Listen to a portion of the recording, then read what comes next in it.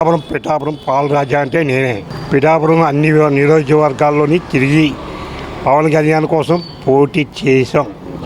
పోటీ నగ్గాల యత్నగా వేయాలని ఎన్నో వందల మందికి చెప్పాం. అలాగే ప్రజలు మెచ్చుకొని మాట గౌరవించి వేశారు.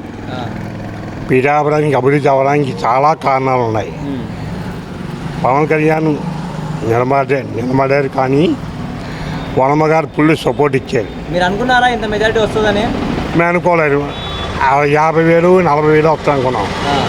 కానీ వనమ్మ గారు కూటమి గట్టిగా కలిసి సపోర్ట్ గట్టిగా మంచి పిఠాపురం ఫుల్ మెజారిటీతో వచ్చారు.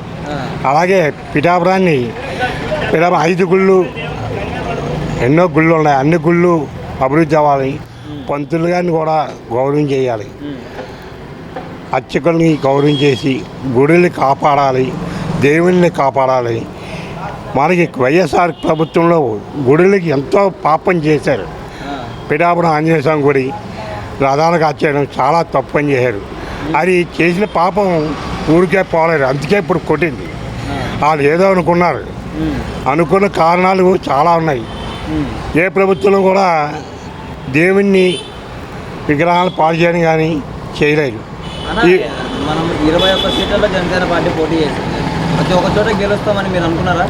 కనీసం 15 వస్తాయనుకున్నాం. కానీ 21 వచ్చి సత్తా పవన్ కళ్యాణ్ పవర్ చూపించారు. ఆ పవరే మాకు నరేంద్ర మోడీ గారికి కూడా సపోర్ట్ బాగా వచ్చింది. ఒకప్పుడు పవన్ కళ్యాణ్ గారిని అసెంబ్లీలో కూడా సీటు కూడా టచ్ చేయనివ్వమన్నారు. అలాంటిది ఇప్పుడు పార్లమెంట్లో కూర్చున్నాడు. అది కూడా నరేంద్ర మోడీ గారు పక్కన కూర్చొని స్పీచ్ ఇచ్చాడు. ఎలా ఉందన్న దాన్ని చూస్తే చాలా ప్రజాభవనంలో ఆ నియోజకవర్గంలో చాలా ఆనందపడుతున్నారు. అన్ని ఊర్ల కన్నా మా ఊర్లో పవన్ కళ్యాణ్ నిలబడారు. కానీ ఎంతో ఆనందంగా ఉన్నాం. ఈ ఆనందం నోటితో చెప్తున్నా కానీ ఆనందంగా నోటితో కాకుండా కళ్ళు సైకిల్తో చెప్తున్నాం. కళ్ళుతో చూసి మా ఊరు ఆనందంగా నడుస్తున్నాం. పిఠాపురం ఆనందంగా ఉన్నాం. పిఠాపురం ప్రతి షాపోడు, ప్రతి ఇంటోడు, ప్రతి కుటుంబోడు, పిల్లలు వయసులో ఉన్న పిల్లలు అందరూ వేశారు.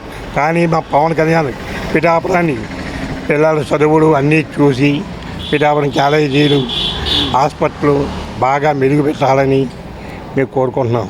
ఇంకోటి పిఠాపురం అంటే ఒకప్పుడు ఎవరికి తెలియదు, కాకినాడ పక్కన చెప్పుకున్నాము. అలాంటిది ఇప్పుడు కంట్రీస్ కూడా తెలుసు, దేశాలకు తెలుసు. అవుటర్స్ కంట్రీ కూడా మలేషియా నుంచి వచ్చారు, ఒరిస్సా నుంచి వచ్చారు, నేపాల్ నుంచి వచ్చారు, అమెరికా నుంచి మా ఫ్రెండ్ వచ్చాడు. ఏదైనా విమానం ఎక్కువ వచ్చాను, డబ్బులు కోసం కాకపోయినా నేను ₹1,00,000 ఖర్చు పెట్టి వచ్చాను. ఓటు ఇవ్వాలని వచ్చాను. నేను ఇక్కడ పిఠాపురం నుంచి నేను అమెరికాలో ఉద్యోగం చేస్తున్నాను.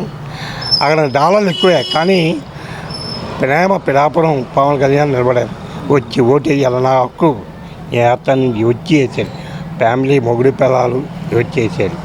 ఎంత ఆనందపడే పిల్లలతోని వాళ్ళ అమెరికా కొంటే మాకు కంట్లో నీళ్ళు తిరిగాయి. అంత దూరం నుంచి వేసినోడు పిఠాపురం ఓట్లు ఇంటికి అయ్యాం, వేసి సత్తా చూపించాం. అలాగే 10 మందితో చెప్పాం. అందుకని ఇతర దేశాలతో పాటు మా దేశం మా ఊరు కూడా ఆనందంగా ఉంది. ఎందుకు అంత ఎమోషనల్ పవన్ కళ్యాణ్ అంటే పవన్ కళ్యాణ్ అంటేనే మాకు ఎన్టీ రామారావు, చంద్రబాబు నాయుడు అంటేనే మాకు గౌరవం. మా పుట్టి నుంచి చంద్రబాబు నాయుడు అంటే ఓ అభిమానం. ఆ అభిమానానికి పవన్ కళ్యాణ్ పవర్ ఇచ్చారు. జైల్లో ఉన్నప్పుడు వెళ్ళి సపోర్ట్ ఇచ్చి చంద్రబాబు నాయుడు నేనున్నానని సపోర్ట్ ఇచ్చారు. ఎందుకని మీరు అంత ఎమోషనల్ అయిపోతున్నారు? బాధల్లో ఉన్నప్పుడు తెలుస్తుంది కదండి. మీ బాధ ఉన్నప్పుడు నీకు ఎలా ఉంటుంది? ఆ బాధ సపోర్ట్ ఇచ్చినాడు ఎవరు? చంద్రబాబు నాయుడు. పవన్ కళ్యాణ్ వెళ్ళి నేను ఉన్నాను వెళ్ళాడు. అలా లోకేష్ ఒక్కడే. కానీ ఎక్కడెక్కడ తిరగాలో తెలియదు.